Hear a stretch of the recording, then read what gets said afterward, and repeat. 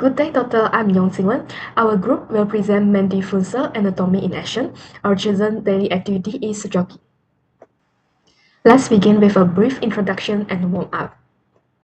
Hello, my name is Yong. Today I will demonstrate jogging and explain how the human body works during this activity. Before jogging, I begin with a short warm-up.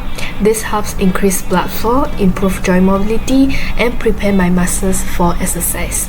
A proper warm-up can reduce the risk of injury.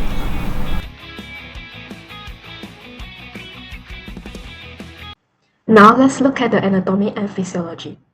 The respiratory system becomes more active. During jogging, the lungs take in more oxygen for the working muscles and remove carbon dioxide from the body. At the same time, the heart beats faster and pumps more blood around the body. Next, there are four main muscles involved in jogging. First, the hamstring bend the neck, the calf muscles push the foot off the ground. The gluteal muscles support the hip. The quadriceps strengthen the neck. The hip, knee, and ankle joints also play important roles. The hip joint allows the leg to move forward and backward. Besides, the knee joint bends and strengthens the leg while helping to absorb impact. The ankle joint supports balance, landing, and push off during jogging. Now let's turn to the medical condition. A medical condition that can affect jogging is asthma. It causes the airway to become inflamed and sensitive. During exercise, the muscles around the airway may tighten, while swellings and mucus make the airways narrower. As a result, less air moves through the lungs, causing choking, wheezing, chest tightness, or shortness of breath. Hi everyone, my name is Chen Shu Yan. Today I will demonstrate asthma effect. During jogging, a person with asthma may experience shortness of breath, chest tightness, coughing, or wheezing. This happens because the airways become narrow, making it harder for air to move in and out of the lungs.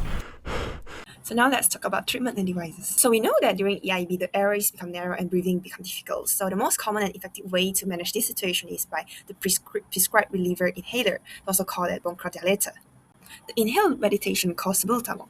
When a person inhales it, the drug travels directly into the airways and relaxes the smooth muscles surrounding the bronchial tubes. The airway widens, airflow is restored, and the breathing improves, but it's normally just a few minutes. Beyond the inhaler, people with asthma who want to jog should follow these four practices. Number one, always warm up gradually before running. It helps prepare the airways for the increased demand. Number two, recognize and avoid personal triggers such as cold, dry air, pollen, air pollution, which can make EIB worse. Number three, follow your treatment plan. Might include a preventer inhaler taken daily to reduce long-term airway inflammation. Number four, always carry your reliever inhaler when exercising so it is available immediately if symptoms happen.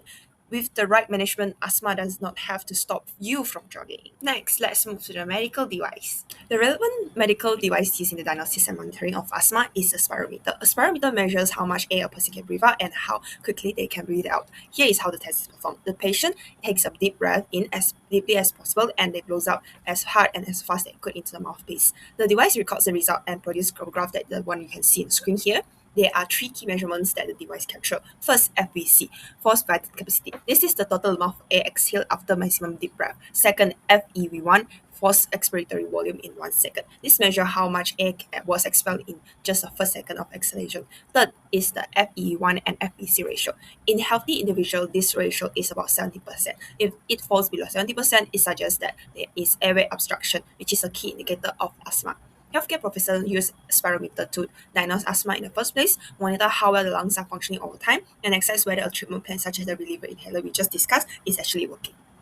In conclusion, having asthma doesn't mean that you have to give up physical activities like jogging. With proper management, individuals with asthma can continue to participate safely in exercise. There are four key things to remember. First, always complete an appropriate warm-up before jogging. A gradual warm-up helps prepare the airway for the increased workload. Second, use your prescribed medication correctly, whether it's a daily preventer inhaler or reliever inhaler used before exercise. Taking it as direct is essential. Third, monitor any changes in your breathing. Pay attention to how your body feels during and after jogging. Fourth, seek timely medical advice. Do not wait until symptoms are served before consulting a doctor or a healthcare professional. And please do not ignore this warning sign: wheezing, chest tightness, or shortness of breathing. If you or someone you know experience this symptom during exercise, stop immediately. Use the reliever inhaler and seek medical help if the symptom does not improve. Following a personalized asthma management plan that developed from your doctor can help ensure much safer and more enjoyable participant in exercise. Thank you for your watching.